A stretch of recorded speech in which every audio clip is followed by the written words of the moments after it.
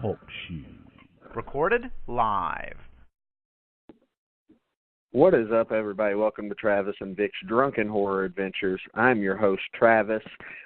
Vic's a little delayed tonight, so, bear with me a little bit. He is working right now, as does happen during the Christmas season, so you'll just have to deal with my singularity here, so I apologize for that in advance. But, we've got a lot of things to talk about tonight. We've been on vacation, basically, for 2 weeks, and a lot has happened in that time. We played the Dahmer episode and the Lawson family murder. Over the weekend, or maybe it was just yesterday, Charles Manson died, and as longtime listeners of this show know, the most drunk I've ever been on a podcast, and possibly most drunk I've ever been in my life, was on our Charles Manson show. I was so drunk I ran off our guest. It was ridiculous. I pissed in a trash can in my basement. I threw up somewhere around my desk in my basement. It was all sorts of carnage going on. So if you have not heard that episode, I highly suggest you go back and listen to it. It's on our website, travandvickhorror.wordpress.com. But as far as Charlie's passing, I know I have a lot of friends that are serial killer enthusiasts. I would certainly put myself among them. I mean, I'm sitting here wearing a John Wayne Gacy necklace right now, so obviously, I'm down with the serial killers, mass murderers, whatever the hell you want to call Manson. He was a cult leader. But, the thing about Manson is he touches a nerve for a lot of people. We said that about Bundy, and I could definitely say it about Gacy, because a lot of people are creeped out by him. But there's something about Manson. I mean, he led a cult that killed a celebrity who was pregnant. And, that obviously touched the public in a way that not a lot of other murders ever have. Of course, I'm talking about the Sharon Tate murders, Tate LaBianca murders. I mean, it wasn't just Sharon Tate. Let's just get that out of the way. But, and the consensus is that Charles Manson directed these murders without actually doing them himself. So, obviously, Charles Manson, no saint in any way, shape, or form, but he's also arguably not a murderer. Now, we have no evidence that he ever murdered anybody. He may have. We don't know for sure, but he was certainly involved in some murders. So, again, the guy's hands are not clean. But, there's always been the argument that, he was in prison for life for crimes that he didn't technically commit. But it's just the way the cookie crumbles in the justice system sometimes. And, Charles Manson passes away at the age, I believe, of 83. Old Charlie got up there. But a lot of people feel like, thank God, fuck him. It's time to go. Me, I'm kind of in the middle. I'm not upset about it, but I'm also, not cheering. I mean, dude lived to be 83. I mean, it's no different than if somebody was out in the world and lived to be 83. It's not like Charles Manson, was executed and it was something to cheer about, or he killed himself in a prison cell. It's just whatever. You live to be 83. It is what it is. Manson, he was a guy who really kind of, I feel like, started this whole craze. I feel like he was the one that took serial killers. Yes, I realize he's not technically one. The serial killer culture, we'll call it, to the mainstream. And I guess in a lot of ways we can kind of credit him for that, post-Jack the Ripper, that is. But yeah, Charles Manson had a long-lasting effect on society, whether it be for good or bad. Obviously, most of it's bad, but, he is the man who killed the 60s. He is the one who gave the hippies a bad name. And Charles Manson is now gone, so, we move on. We've lost, in my lifetime, we've lost Dahmer, Gacy, Bundy, Manson. I believe Ed Gein died when I was about 1 year old. So, who's the next to go? I assume Kemper and Berkowitz are probably on the chopping block at some point. We lost Ramirez in my lifetime, Eileen Wuornos in my lifetime. I could go on and on, but, this will be one that I remember. I remember him passing.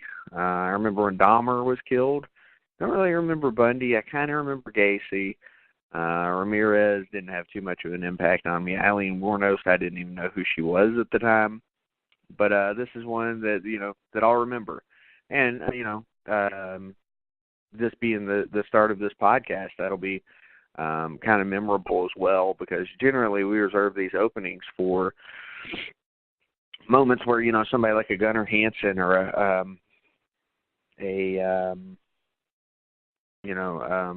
Betsy Palmer, somebody like that has passed away. But this is different. This is just a different animal altogether. So it is what it is, and we move on now. So this is our first episode in November, technically, because we were going to do a show on November 7th. It just didn't work out the way we had wanted to. Then we were going to do a show on November 14th, and we actually went and saw My Friend Dahmer, the movie about Jeffrey Dahmer in high school. I want to make that clear. We'll get into that probably a little bit more in hour number 2 whenever Vic's able to call in, if he's able to call in tonight. But we're going to focus hour number 1 on a movie I've been wanting to do in November for a while. Because a movie about a scarecrow just feels like November to me. You've got the harvest and all that bullshit. If it's not October, it's November.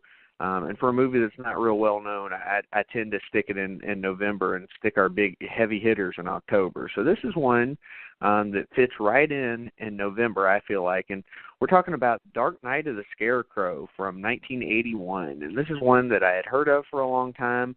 I thought the cover art was sweet with the scarecrow and the pitchfork. And it's just something I wanted to talk about for a long time. And so now we finally get the chance. Now, this movie actually came out again in 1981. It was a TV movie that aired October 24th, 1981. So a week before Halloween, this movie airs. It was an hour and 36 minutes, obviously listed as horror, directed by Frank De Felitta, and it was written by J.D. Feigelson and Butler Hancock. And again, I'm not really sure what channel it aired on. We're talking 81, so it's a year before I was even born, or a few months before I was born. Let's see what I can find about it for you nice people that are listening to our show. I'm not sure that I'm going to be able to find a budget, and obviously there's no box office on this because it was a TV movie. But what I can tell you is that this bad boy gets a 6.9 on IMDb, so pretty high for a movie that's lesser known, and it was a TV movie. And the description of this movie is, in a small southern town, a wrongfully killed man exacts revenge on those who murdered him from beyond the grave. And that's pretty accurate synopsis of what this movie is about. The movie stars Charles Durning, who plays Otis P. Hazelrig. You got Robert F. Lyons playing Skeeter Norris, Claude Earl Jones as Philby, Lane Smith as Harless Hawker, Tanya Crow as Mary Lee Williams. By the way, Lane Smith was actually the DA in My Cousin Vinny, and that's kind of how I know him. Larry Drake playing Bubba Ritter. He didn't get a whole lot of screen time in this movie, but Larry Drake's the man, or he was the man. He passed away a few years ago.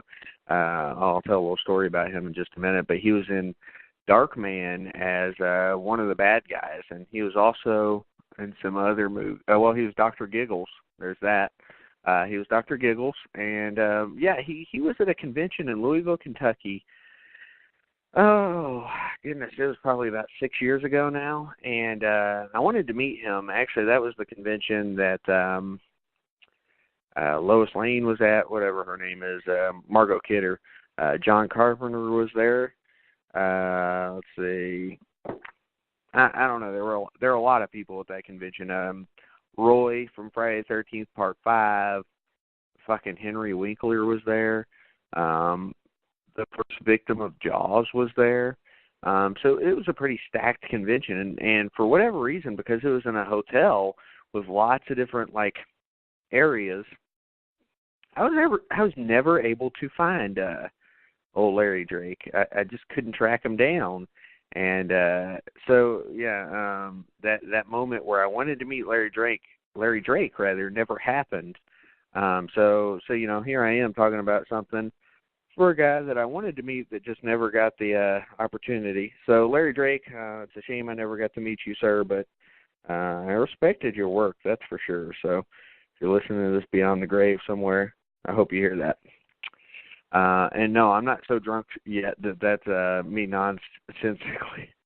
nonsensically speaking about the subject. No, it's just one of those things where, I believe in an afterlife of some sort. So hopefully Larry Drake's listening to this or hears this. But I thought he was pretty awesome and underrated, I have to say. He does a good job in this movie.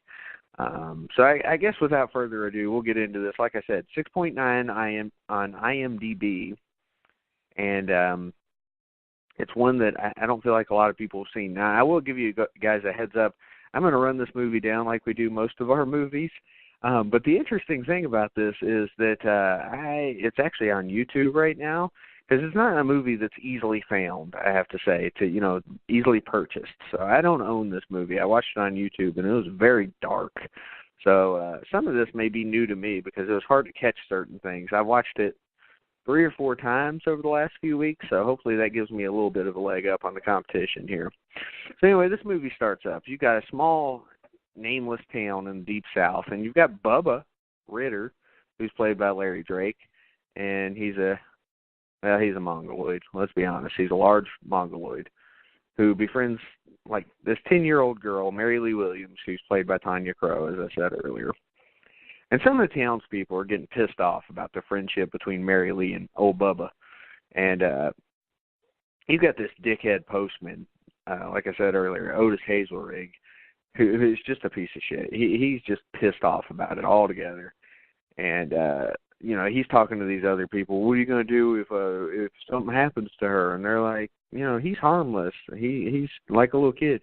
But, these guys, like, apparently treat Bubba like shit, kick the shit out of him every once in a while to try to keep him away from her. And it's kind of fucked up because, this guy's retarded. I mean, there's no reason to do this type of shit to him. But apparently these guys in this town are just assholes, especially Hazelrig, the fucking postman. Well, Mary Lee almost gets killed by this vicious dog. And in the process, Bubba actually saves her. And he takes her to her mom's house, and he goes, Bubba didn't do it. Bubba didn't do it. And at this point, you actually think that she's dead. I mean, you really do. She's unconscious. And you really think she's dead. You just don't know. Well, Otis, the dickhead, Hazelrig, he promptly gets together a posse. I mean, it's like fucking Halloween Part 4, where they're going after Michael Myers. You son of a bitch. You said it was Myers. That's pretty much what it is. You son of a bitch. You said it was Bubba. Anyway, so he gets this gang together because he thinks Bubba murdered and probably raped her because, it's all about rape in the South. That's just what they're known for.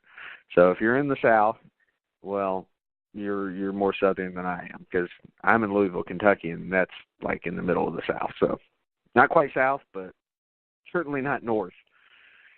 So anyway, Hazelrig and his 3 buddies. You got this gas station attendant, Skeeter Norris, and a farmer's cousins, Philby and Harless Hawker. They get this lynch mob together, and they chase Bubba to his mom's house.